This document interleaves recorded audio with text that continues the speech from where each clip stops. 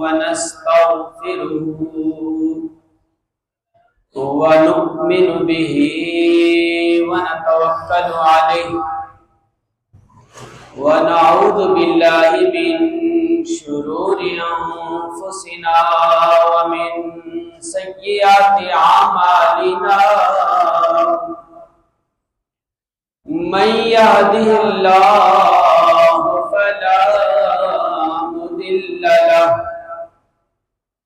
ومن يضلله فلا هادي له ونشهد أن لا إله إلا الله وحده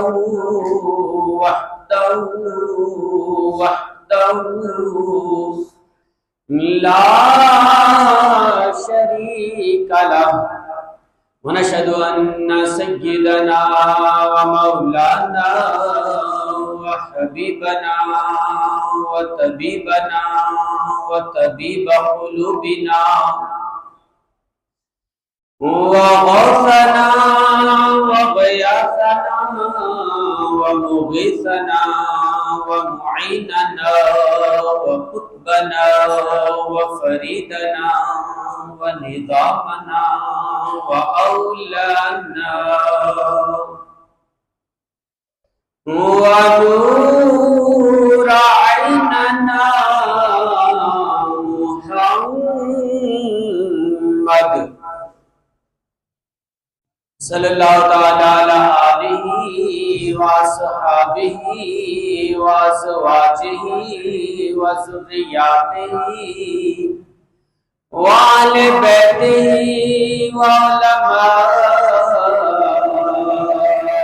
امتہ وشہداء محبتہ اجمعین اما بعد فاعوذ باللہ من الشیطان الرجیم بسم اللہ الرحمن الرحیم یا ایہا الذین آمنوا کتب علیکم الصیام کما کتب علی الذین من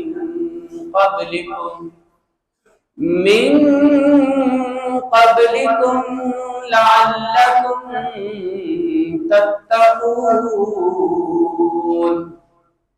صدق اللہ العظیم وبلغنا رسول النبی الکریم وذلك من الشاہدین والشاکرین والحمد للہ رب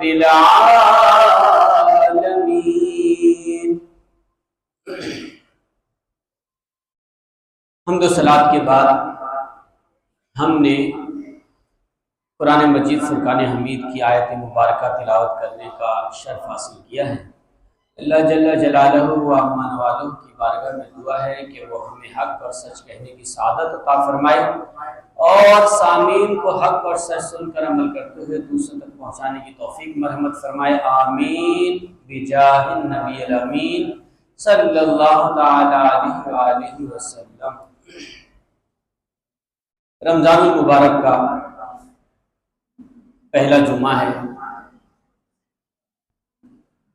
رحمت بھرا عشرہ ہے، اور کیا کچھ ہے اس پہ بھی ہم نظر ڈالتے ہیں، لیکن پہلا جمعہ ہے تو میں یہ بتانا مناسب سمجھوں گا، نبی پاک صلی اللہ تعالی علیہ وآلہ وسلم نے جس وقت پہلا جمعہ پڑھایا اس میں کل 40 افراد تھے۔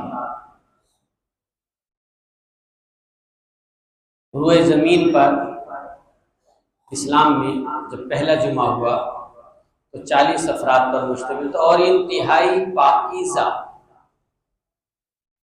زمین پر اس سے بہترین اجتماع کوئی نہیں تھا، کیونکہ جمعہ پڑھانے والے میرے اور آپ کے آقا و مولا صلی اللہ تعالی علیہ وسلم، اور جمعہ پڑھنے والے ہمارے بہترین لوگوں میں سے سب سے افضل و اعلیٰ صحابہ کرام. اس مناسبت سے یہ جو ابھی ہمارے مؤذن صاحب نعت پڑھ رہے تھے اعلیٰ حضرت کی آخری شعر، اسی مناسبت سے ہوش و خرد سب تو مدینے پہنچے.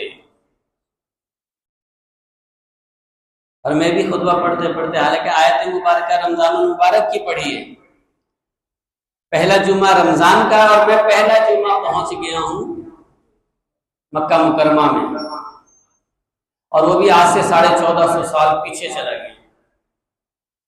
بلکہ پیچھے کہنا بھی یہ تو ہمارے نزدیک مناسب نہیں، آگے چلا گیا، کیونکہ وہ پیچھا دور نہیں تو وہ سب سے اعلیٰ اور آگے کا دور.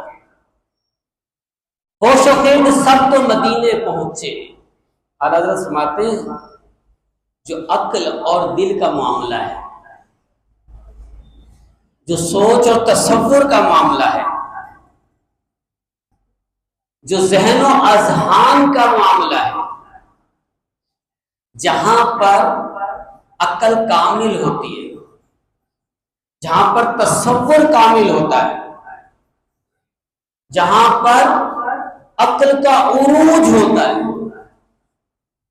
جہاں کاملیت پائی جاتی ہے، وہ سب کچھ تو مدینہ چلا گیا. یعنی ہم نے دل بھی، دماغ بھی، آنکھیں بھی، کان بھی، ناک بھی، چہرہ بھی، ہم نے اپنے ہاتھ بھی، پاؤں بھی، جسم کا رواں رواں ہم نے سرکار کی قدموں میں قربان کر دیا، وہاں بھیج دیا. ہوش و خرد سب تو مدینے پہنچے. یہ تو جسم کو میں نے کہا اندر کی سوچ تک مدینے چلی گئی ہے، اندر کی سوچ تک مدینے چلے گی. تم نہیں چلتے رضا سارا تو سامان گیا. یعنی جسم کے دنیا میں جتنا سامان تھا اس باڈی میں، چاہے وہ روحانیت سے تعلق رکھتا ہو، چاہے وہ جسمانیت سے تعلق رکھتا ہو، اندر کا سب کچھ تو مدینے چلا گیا. اے رضا، جس کو رضا نظر آ رہا ہے، جس کو رضا کہتے ہیں، جس کو اعلیٰ حضرت کہتے ہیں، جس کو بڑے مولوی صاحب کہتے ہیں، اے رضا تم نہیں چلتے رضا سارا تو سامان گیا. یعنی روحانیت، جسمانیت، کیفیت، مادیت سب کچھ تو مدینے چلی گئی، اور رضا تمہارا وجود کیوں کھڑا ہے؟ تم نہیں چلتے رضا سارا تو سامان گیا. اے رضا چلو اب تم بھی قدم اٹھاؤ اور مدینے چلو. تو یہ مناسبت سے میں نے اس شعر کو لے لیا یہاں سے، محسن صاحب بھی بیٹھے پڑھ رہے تھے. اصل میں اعلیٰ حضرت ایک ایسی شخصیت ہے، کوئی سا بھی شعر اٹھا لو ان کا، کوئی سی تحریر اٹھا لو، نہ انہوں نے قلم کا میدان چھوڑا، نہ انہیں گفتار کا میدان چھوڑا. کوئی میدان ایسا نہیں. بلکہ آج بھی میں آپ کو بتاؤں، صبح میں تھوڑی سی مطالعے کے لیے بیٹھا تھا تو ڈاکٹر عبدالخان قدیر کون شخص ہے؟ پاکستان کا ہیرو، جس کو زیرو بنانے میں کسر نہیں چھوڑی کسی نے. یہود و نصارہ نے زیرو بنانے کے کسر نہیں چھوڑی. ڈاکٹر عبد القدیر خان نے 2016 میں جنگ اخبار کو ایک انٹرویو کالم دیا تھا. اس کالم میں ڈاکٹر عبد القدیر خان آج کے دور کا جو، اب یہ دیکھیں، سائنٹسٹ، بہترین انسان، ذہین، فطین، وہ شخص کالم میں لکھتا ہے اگر کوئی سائنسدان 14ویں صدی میں گزرا تو اعلیٰ حضرت سے بڑھ کر نہیں میں نے دیکھا. یہ کون کہہ رہا ہے؟ ڈاکٹر عبد القدیر خان. اٹھائیں آپ 2016 کا جنگ اخبار، اعلیٰ حضرت کے بارے میں. رمضان المبارک کا پہلا جمعہ یہ رحمت والا ہے، یہ اشرا رحمت والا ہے، برکت والا ہے، عنایت والا ہے. اور یہ ساری چیزیں ہمیں کہاں سے مل رہی ہیں؟ بریلی سے، یہ اعلیٰ حضرت کے آستانے سے. کسی نے اعلیٰ حضرت کو نہیں پڑھا تو یہ الگ بات ہے، ورنہ ان کی چمکتی دمکتی شخصیت کم نہیں ہے.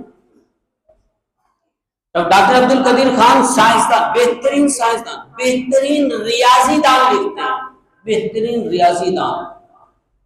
اور لکھتے ہیں کہ میں نے بڑے بڑے مفسرین کو پڑھا ہے، میں نے بڑے بڑے کالم نگاروں کو پڑھا ہے، میں نے بڑی بڑی تحریر محرروں کو پڑھا ہے۔ ڈاکٹر عبدالقدیر خان لکھتے ہیں کہ اعلیٰ حضرت جیسی شخصیت کسی کو نہیں پایا۔ اب اس سے اندازہ لگائیں،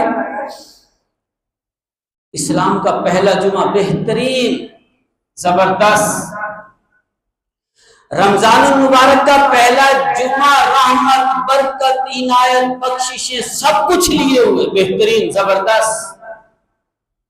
اور میں جن کی بات کر رہا ہوں 14ویں صدی کی بہترین شخصیت، جن کی وجہ سے یہ رحمتیں، یہ عنایتیں، یہ بخششیں، بلکہ یہ جو ہم تم بیٹھے آج ذکر کر رہے ہیں نا، یہ جو عشق رسول کی گفتگو، یہ نبی پاک علیہ السلام کی چاہت کی گفتگو، یہ کہاں سے ملی ہیں؟ یہ محبتیں کہاں سے ملی ہیں؟ یہ چاہتیں کہاں سے ملی ہیں؟ یہ عنایتیں کہاں سے ملی ہیں؟ یہ بخششیں کہاں سے ملی ہیں؟ اگر اعلیٰ حضرت کی شخصیت نہ ہوتی تو آج شاید ہم اس پوزیشن میں نہ ہوتے۔ پورے برے صغیر پاک و ہند میں، پورے برے صغیر پاک و ہند میں صرف ایک یہ شخصیت تھی جس کی محنت کاوشوں سے عشق رسول آج جوبن پر ہے، ورنہ یہود و نصارہ نے کسر نہیں چھوڑی تھی عشق رسول ہمارے دلوں سے کھینچی۔ آج بھی دیکھ لیں، آج بھی کھینچنے کے لیے اعلیٰ حضرت کے مقابلے میں ان کے نہ جانے کتنے آداب کو کھڑا کر دیا، کتنے ہی آداب، لیکن اکیلے تن تنہا نے دیکھو مقابلہ کیا۔ تو رمضان المبارک کا پہلا جمعہ کیا ہے؟ رحمتوں والا، برکتوں والا، عنایتوں والا، بخششوں والا۔ نبی پاک علیہ السلام فرماتے ہیں رمضان کا مہینہ جیسے ہی شروع ہوتا ہے اللہ تعالیٰ کی رحمتوں کے دروازے رحمتوں کے دروازے کھول جاتے ہیں۔ یہ رحمت کیا چیز ہے؟ رحمت کیا چیز ہے؟ اللہ تعالیٰ فرماتا ہے وَمَا أَرْسَلْنَاكَ إِلَّا رَحْمَةً لِّلْعَالَمِينَ، یہ رحمت، فرمایا میں نے سارے جہانوں کے لیے پیارے محبوب آپ کو رحمت بنا ہے، سارے جہانوں کے لیے۔ تو اس کا مطلب یہ جہاں سے بھی جس کو بھی جو بھی رحمت ملے گی میرے نبی پاک علیہ السلام کے صدقے میں، گویا کہ رحمت کا دروازہ مدینے سے کھلتا ہے۔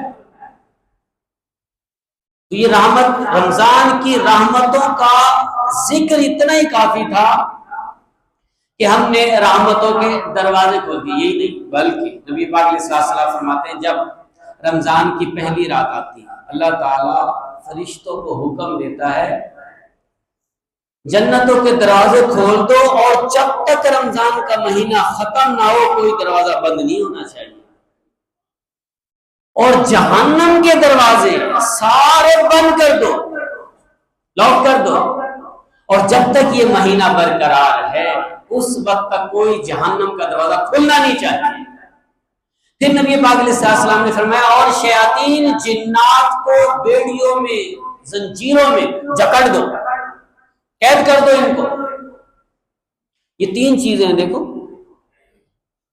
جنتوں کے دروازے کھل جانا، رحمتوں کے دروازے کھل جانا، جہنم کے دروازے بند ہو جانا، اور جنات شیاطین کو زنجیروں میں جکڑ دینا۔ یہ کس چیز کی علامت ہے؟ یہ اس چیز کی علامت ہے، دیکھیے کہ رمضان کا مہینہ آتا ہے تو بالکل ریلیف دے دیا جاتا ہے۔ جیسے آج گورنمنٹ اعلان کر رہی ہے اس مہینے گورنمنٹ نے بجلی کے بلوں میں بہت ریلیف دیا ہے۔ کیا ریلیف دیا ہے؟ اتنا لوٹ کے بھی تو کھایا کتنے مہینے، وہ نظر نہیں آتا تھوڑا سا۔ وہ یہی بات ہے نا، جیسے ہمارے یہاں مہنگائی بڑھاتے ہیں، 20% مہنگائی بڑھا دی، سب لوگوں کو تیار کر دیا، پھر اس میں سے 1% 2% مہنگائی کم کر کے وہ 18% بنا، اور پھر کہتے ہیں کہ ہم نے دیکھو کم کر دیا ہے مہنگائی۔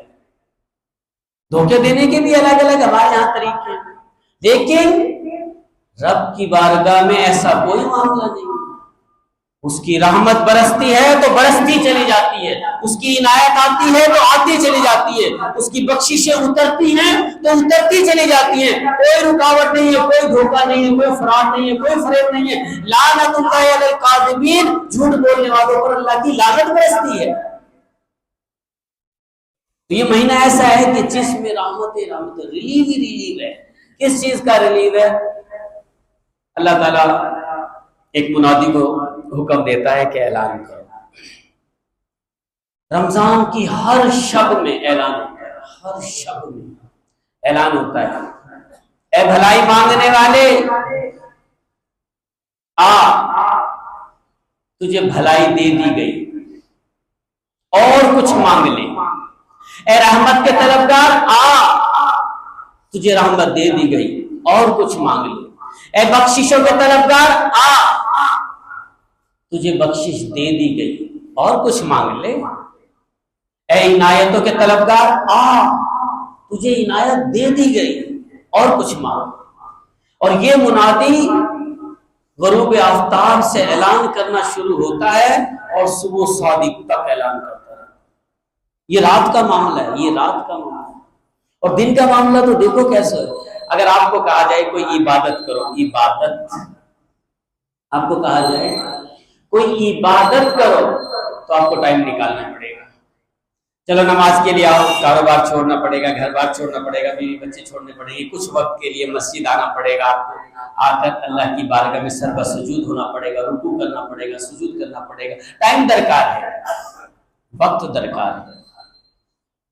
کوئی سی بھی عبادت لے لو، اس کے لیے وقت چاہیے. اللہ اکبر، دن کی عبادت اللہ نے روزے کے ساتھ رکھی کہ تم روزہ رکھو، گھر بار بھی دیکھو، بیوی بچے بھی دیکھو، کاروبار بھی دیکھو، مال و اسباب بھی دیکھو، اپنے معاملات بھی دیکھو، اپنے دنیاوی تعلقات بھی دیکھو، اپنا لین دین بھی کرو، اپنا تمام معاملات بھی کرو. تم عبادت میں دیکھو کیسی عبادت ہے. کوئی ایسی عبادت؟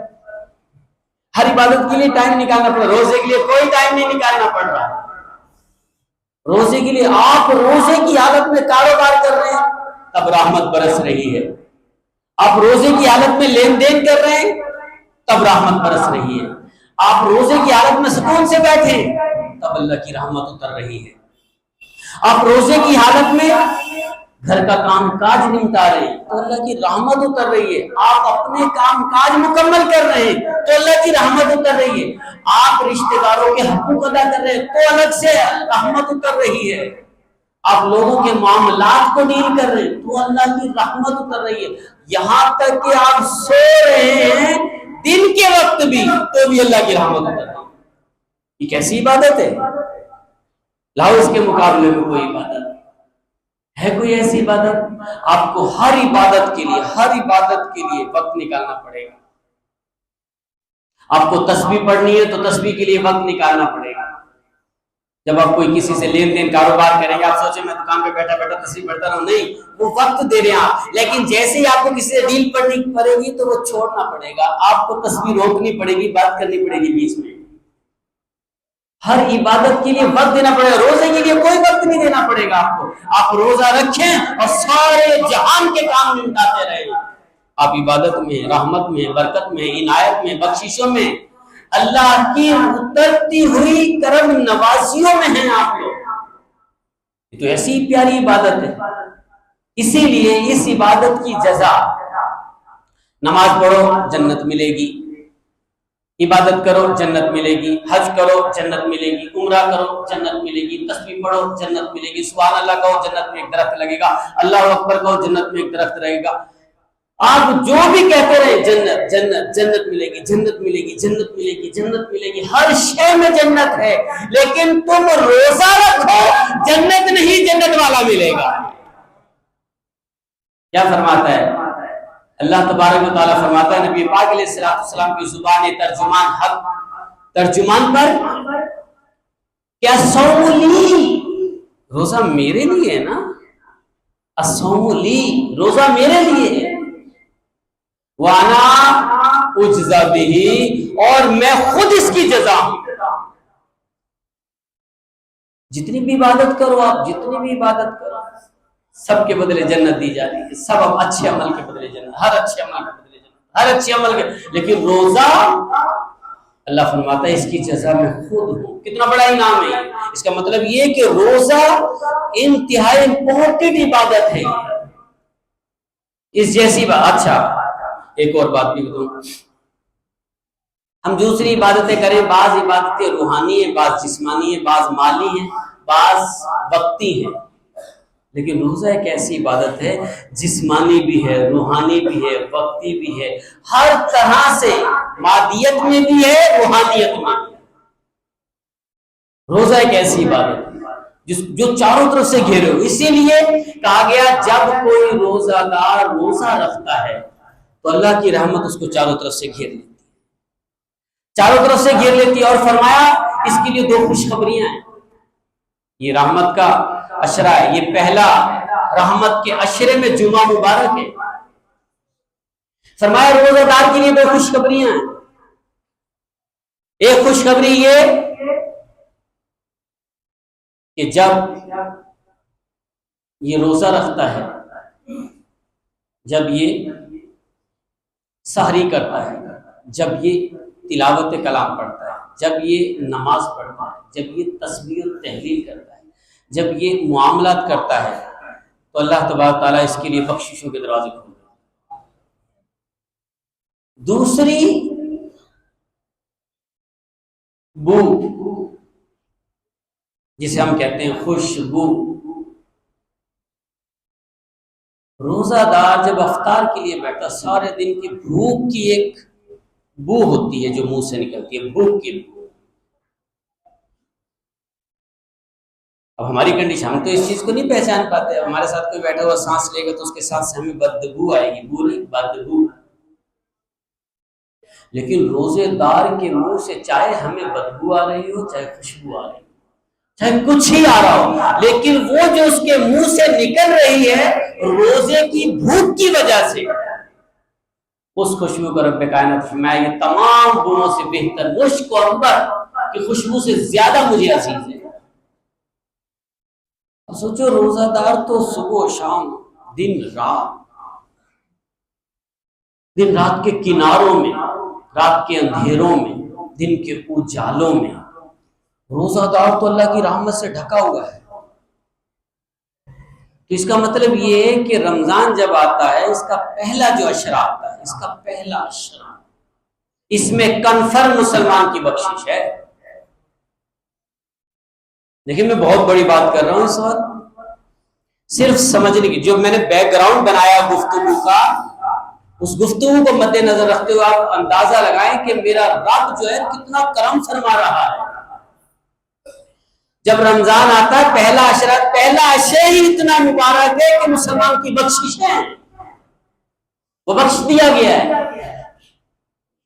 کیونکہ جیسے ہی پہلی رات آتی ہے تو گناہ معاف کر دیے جاتے ہیں، جیسے ہی وہ دن کا روزہ رکھتا ہے تو اس کی بخشش کا اعلان کر دیا جاتا ہے۔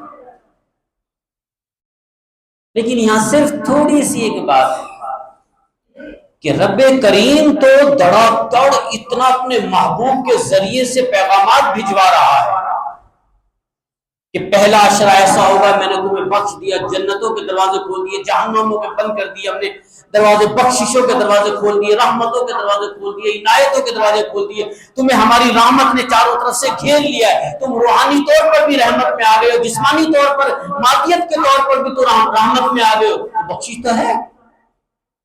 صرف مسئلہ اتنا ہے کہ کیا ہم نے بھی یہ چاہا کہ میرا رب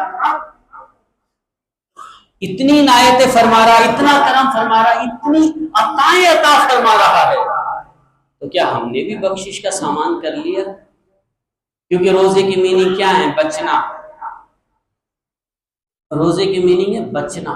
تو کیا ہم بچ گئے؟ ہم نے اپنے آپ کو بچا لیا کس چیز سے؟ بھوک پیاس سے تو ہم بچا ہی لیتے ہیں، صبح سے شام تک کوئی مشکل کام نہیں، ٹھنڈے ٹھنڈے میرے رب کی رحمت پر رحمت۔ یہ مارچ کے مہینے میں کوئی سردی پڑتی ہے؟ کتنے پیارے روزے دیے میرے رب نے، کتنی رحمتیں فرمائی، کتنی عنایتیں فرمائی۔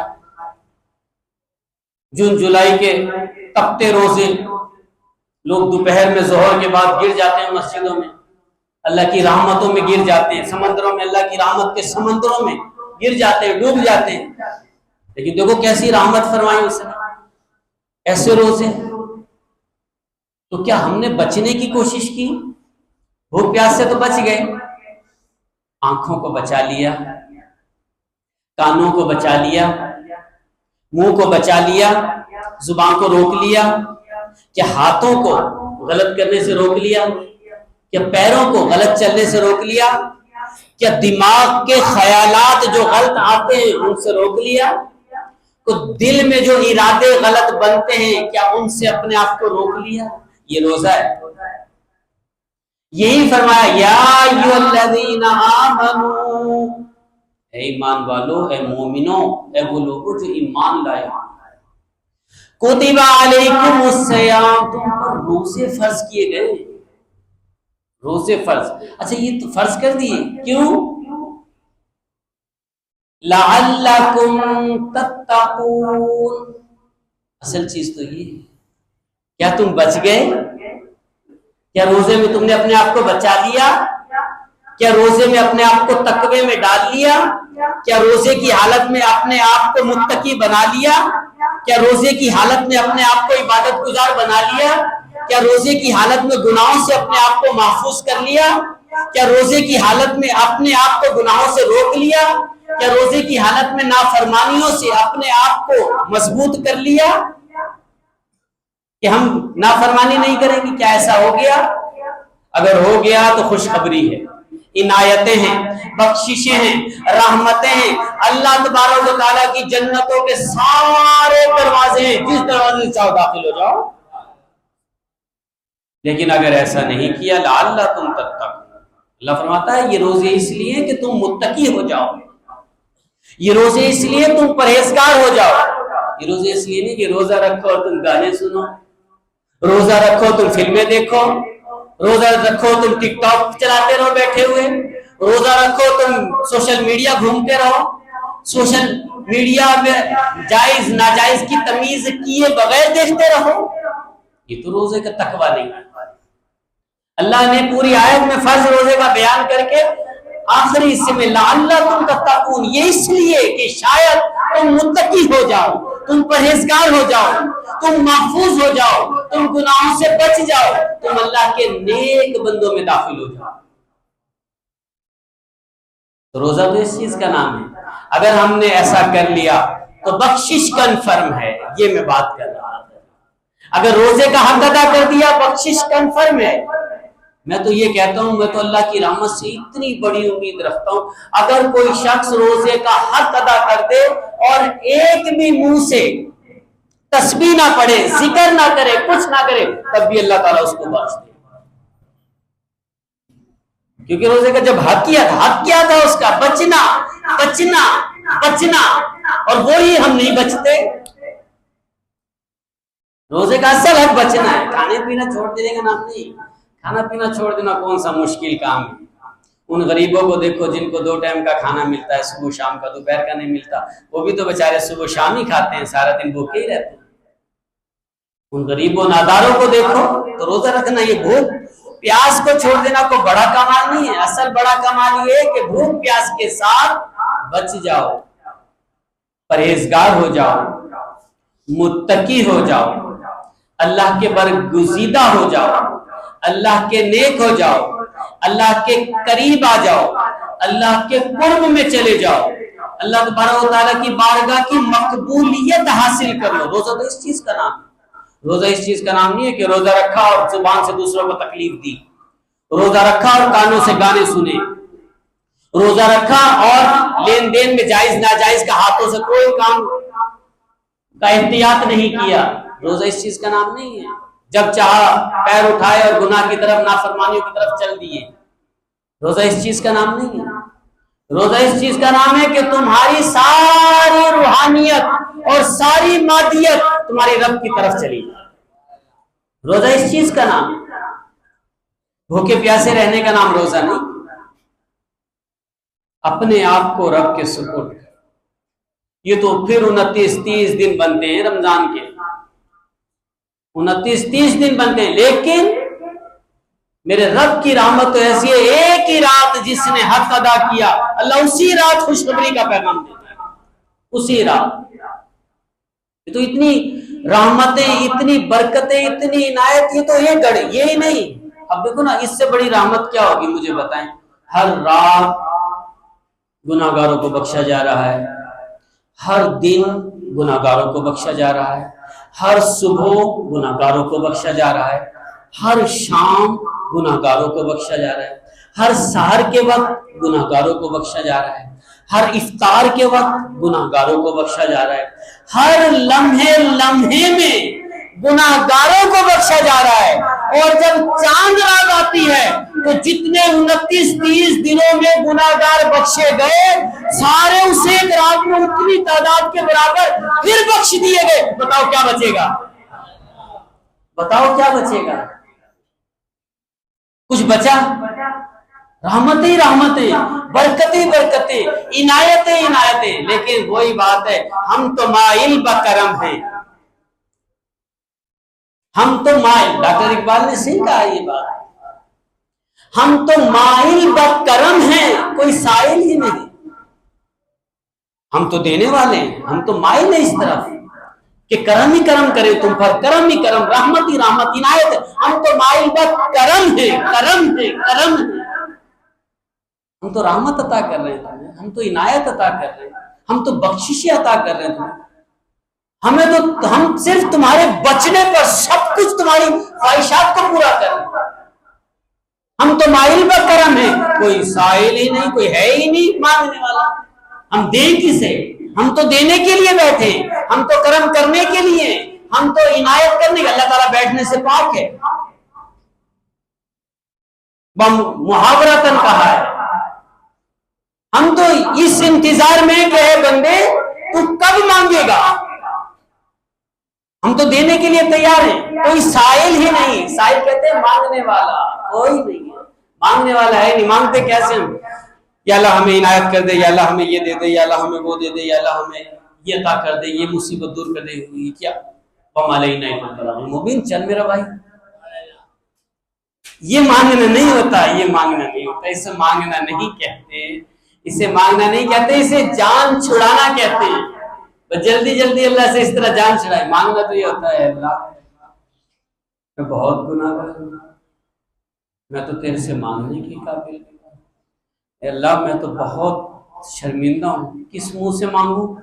صبح گناہ کرتا ہوں، شام گناہ کرتا ہوں، رات گناہ کرتا ہوں، دن گناہ کرتا ہوں، لمبے لمبے گناہ کرتا ہوں، تیری نافرمانی کا میں تو یا اللہ مانگنے کا بھی، لیکن پھر بھی مانگنے آیا ہوں کیونکہ مجھے کسی اور سے امید ہی نہیں، ساری امید تجھ سے ہے۔ تو مانگنے کا بھی تو کوئی طریقہ ہو، دل جھکا ہوا ہو، نظریں جھکی ہوئی ہو، چہرہ جھکا ہوا ہو، سر جھکا ہوا ہو، دل و دماغ سجدے کی حالت میں ہو، اس طرح شرمندہ اور شرمشار ہو بندہ۔ کیونکہ آپ کسی سیٹھ کی نافرمانی کریں اور پھر آپ اس طرح مانگے، سیٹھ دے تو دے دو تمہاری مرضی ہے، نہ دے تو تمہاری مرضی ہے، دے تو دے دو، یہ اس طرح سیٹھ کہے گا اس کو تو مانگنے ہے، جا بھائی جا، کچھ نہیں ملتا، ایسے ہی ہے۔ تو پھر اللہ کی بارگاہ میں کیوں ایسے ہم مانگے؟ دن رات اس کا کھاتے ہیں، اس کی عطاؤں پر پلتے ہیں، اس کی نوازشات پر ہم جیتے ہیں، اس کے کرم پر ہم چلتے ہیں، اس کی عنایت پر ہم سانس لیتے ہیں، سب کچھ تو اس کی عطا کا لیا ہوا ہم استعمال کر رہے ہیں۔ پھر مانگے بھی اس طرح، پھر نافرمانی کرتے رہتے ہیں، گناہ کرتے رہتے ہیں، اور اس کے باوجود بھی پھر ہم شرمندہ ہو کے نہ مانگیں۔ یہ مانگنا تو نہ ہوا۔ ہم تو مائل بکرم ہیں، کوئی سائل ہی نہیں، اور راہ دکھلائیں کسے، راہ رب منزل ہی نہیں۔ تو پھر اس جنت کے راستے پر کیسے لے کے جائیں تمہیں، جو ہم نے دروازے کھول دیے جنتوں کے، جو ہم نے رحمتوں کے دروازے کھول دیے ہیں، پھر اس راہ پر تمہیں لے کر کیسے رہے؟ راہ رب منزل ہی نہیں، کوئی منزل پر پہنچنے والا ہی نہیں، کوئی جانے کے لیے تیار ہی نہیں۔ جیسے مدینے کا آج اگر اعلان کر دیا چلو بھائی مفت میں تمہیں مدینے کا ٹکٹ دیا جا رہا ہے، کھڑے کرو، ہاتھ کھڑے کرو، میں کہتا ہوں کوئی شخص ایسا نہیں ہوگا جو ہاتھ نہ کھڑا کر دے۔ جو ہر سال جاتا ہوگا وہ بھی کہے گا میں پھر جاؤں گا۔ لیکن کیا جنت کے لیے بھی اس طرح طلب ہے؟ کیونکہ ہمارے ذہن میں تو یہ جب مدینے والا مل گیا تو جنت تو خود بخود مل جائے گی۔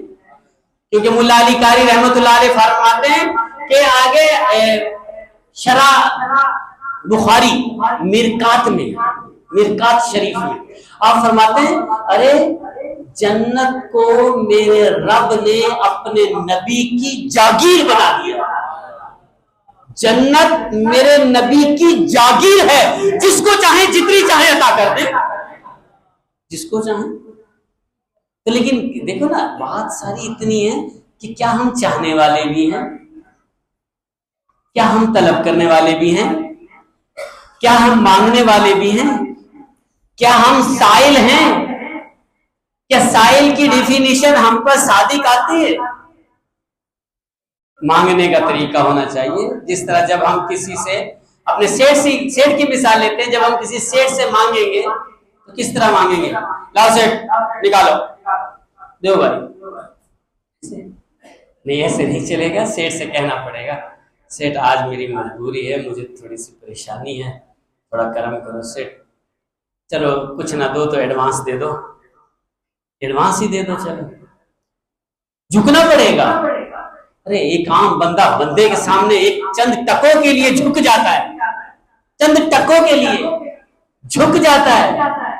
وہ رب کائنات، وہ خالق کائنات، وہ مالک کل، وہ خالق کل، ارے سب کچھ جس نے ہمیں دیا ہو اور ہم اس کی نافرمانی کرتے ہو، پھر بھی مانگنے میں اتنی کوتاہی، پھر بھی سائل بننے میں اتنی کوتاہی ہماری۔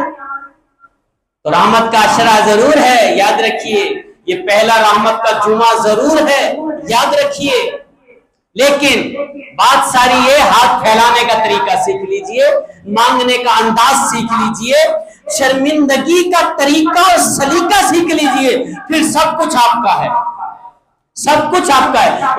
ڈاکٹر اقبال نے کہا ہے نا کہ محمد سے وفا تو نے تو ہم تیرے۔ بات دیکھیں کیسی، ڈاکٹر اقبال کی شاعری کم نہیں ہے، کم نہیں ہے۔ جس طرح اعلی حضرت ہر میدان میں ہر چیز پر ٹاپ کر چکے ہیں، اسی طرح ڈاکٹر اقبال عشق رسول کے ہر میدان میں ٹاپ پر ہیں۔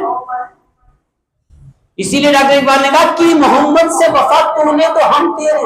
وفا چاہیے، وفا، طریقہ چاہیے، سلیقہ چاہیے، نبی کو ماننے کا طریقہ سلیقہ ہوگا تو ہم تیرے ہیں۔ پھر صرف ہم ہی تیرے نہیں، یہ جہاں چیز ہے کیا، لوح و قلم، تقدیر تیری ہے، تقدیر و تدبیر تیری ہے بندے، جو چاہے تو اپنا کام کروا لے۔ تقدیر، لوح و قلم، کیا چیز ہے لوح و قلم؟ آر یا پار، لکھ دو جو لکھنا ہے، وہی ہوگا جو لکھا جائے۔ لوح و قلم، تقدیریں اپنے ہاتھ میں آ جائیں گی۔ ہم کہتے ہیں میری تقدیر میں لکھا ہو تو میں تو اسے کر رہا ہوں، میری تقدیر، یہ غلط۔ ڈاکٹر اقبال نے ایک شعر میں بتا دیا کہ تقدیر کیا چیز ہے۔